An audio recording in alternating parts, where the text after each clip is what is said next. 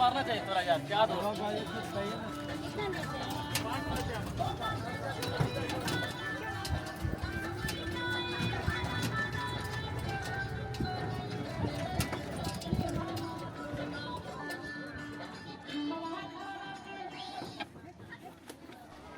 live in a world of extremes, work or burnout, indulgence or deprivation, distracting or obsession. But over 2,500 years ago, the Buddha discovered a way through this chaos. He called it the middle path. Not too much, not too little. Balance. Imagine applying this today. Instead of chasing endless wealth or rejecting material needs entirely, we cultivate enough. Instead of overaccumulation, instead of overstimulation or isolation, we find presence. The middle path isn't about mediocrity. It's about wisdom, the space between craving and aversion, where peace exists. And in a world addicted to extremes, maybe balance is the most radical thing we can choose.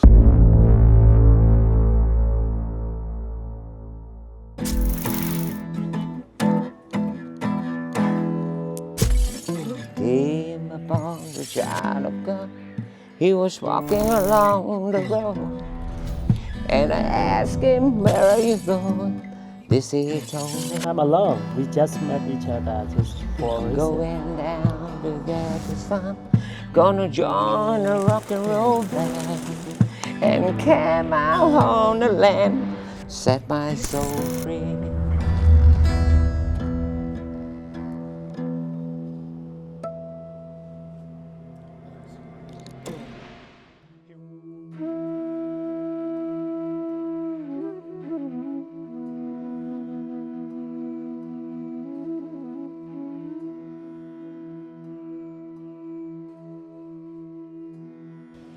In the heart of India, I embark on a journey retracing the steps of the Enlightened One. This pilgrimage just isn't about reaching a place. It's about understanding the essence of Siddhartha Gautam's transformation into the Buddha.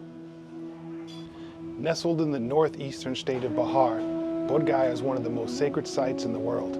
It is here, under the Bodhi Tree, that Siddhartha attained enlightenment. But before that moment of awakening, there were years of struggle.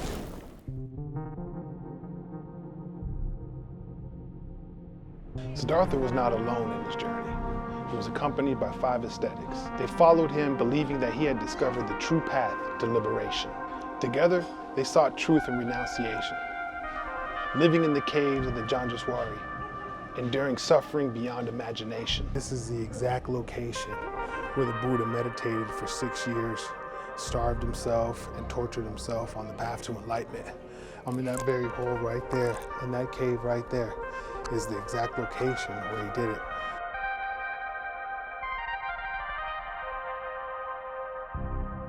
Six long years of struggle, of pushing the human body to its absolute limits. He believed that extreme asceticism, starving, fasting, enduring pain, would lead to enlightenment. Some days, he survived on a single grain of rice. Other days, on nothing at all. The practice of asceticism that Siddhartha and his companions engaged on were rooted in the idea that by completely renouncing the body's desires, one could transcend suffering. By subduing the body's needs and enduring suffering, they thought they could gain mastery over the self and reach a higher state of consciousness. Siddhartha and his followers also engaged in breath control exercises, at times restricting their breathing to the point of near suffocation, believing it would bring greater spiritual insight. The presence and the energy here is just something surreal. I can't even describe this, so. And camp out on the land, set my soul free.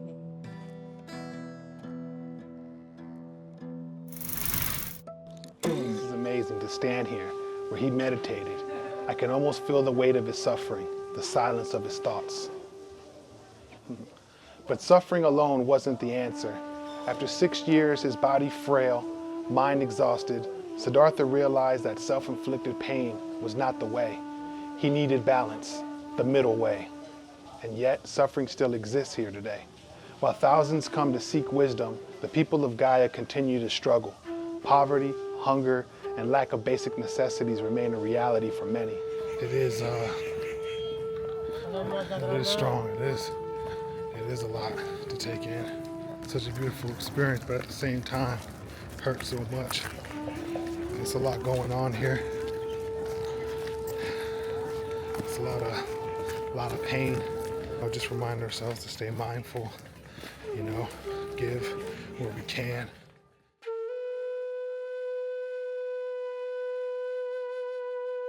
After 6 years of relentless suffering, Siddhartha took his first steps away from the caves. He was leaving behind the path of extreme asceticism, embracing the middle way, but his body was too weak to carry him much further. Was this the end of his journey or the beginning of something greater?